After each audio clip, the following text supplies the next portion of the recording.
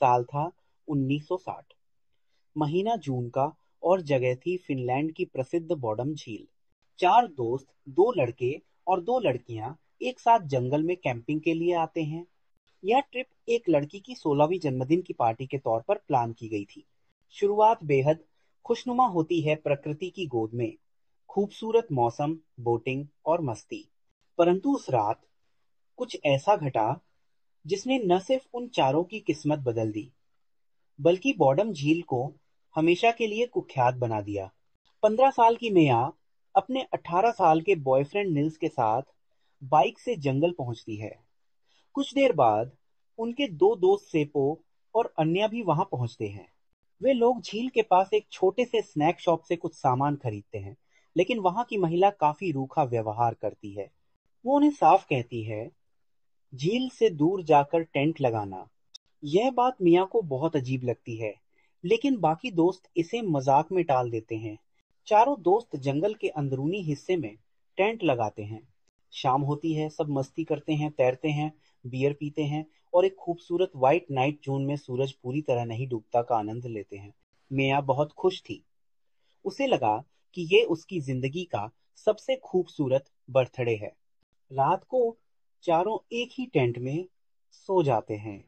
रात के किसी वक्त मिया की नींद खुलती है। वो बाहर हलचल सुनती है।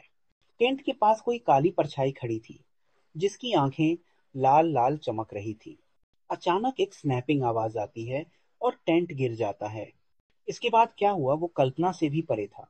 सुबह 6 बजे दो लड़के झील के पास मछली पकड़ रहे थे। उन्हें जंगल से एक सुनहरे बालों वाला लड़का भागता हुआ दिखा। उन्होंने सोचा, कोई नशे में होगा। कुछ घंटे बाद एक पिता अपने बच्चों के साथ झील के किनारे गया और देखा कि दो पेड़ों के बीच एक टेंट गिरा पड़ा है और उसके पास तीन लाशें थीं। पुलिस आती है। तीन लोग, मेया, सेपो और अन्य, मर चुके थे।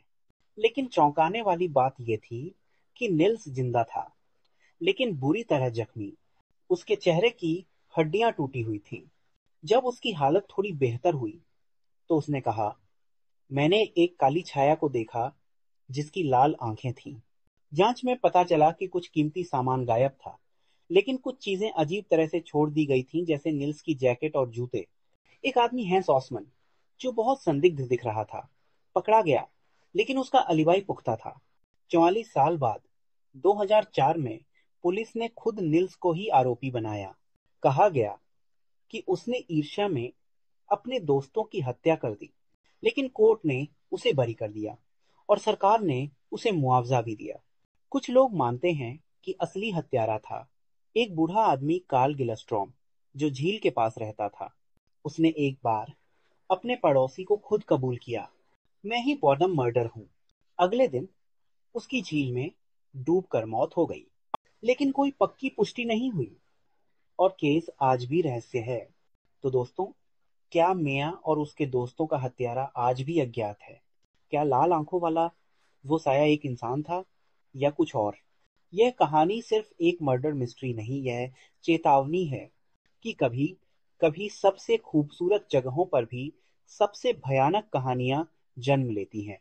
अगर आपको यह कहानी रोचक लगी हो तो चैनल को सब्सक्राइब करें, वीडियो को लाइक और शेयर करें और नीचे कमेंट करके बताएं, आपके हिसाब से असली कातिल कौन था।